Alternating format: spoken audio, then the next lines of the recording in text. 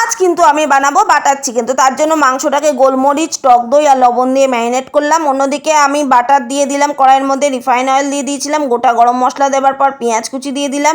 এগুলোকে ভেজে নেবার পর এর মধ্যে রসুনের কোয়া আর আদা কুচি দিয়ে দিলাম টমেটো কুচি। এগুলোকে খুব ভালো করে ভেজে নেব। এর মধ্যে দিয়ে দিলাম কাজু বাদাম, চারমগজ, এগুলো ভাজা হয়ে গেছে। এবার এগুলোকে আমি তুলে ঠান্ডা করে নেব।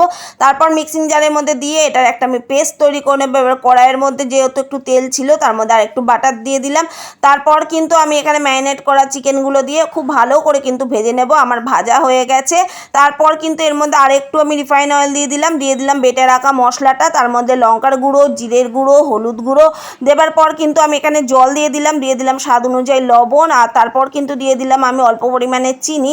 আমার কিন্তু ব্যাটার রেডি হয়ে গেছে। এরপর কিন্তু আমি এখানে দিয়ে দিলাম ভেজে রাখা চিকেনগুলো, প্রত্যেকে কাসৌরি মেথি দিয়ে দিলাম। আমার কিন্তু রেডি হয়ে গেছে বাটার চিকেন। তো তোমাদের কেমন লাগলো কমেন্টে জানিও।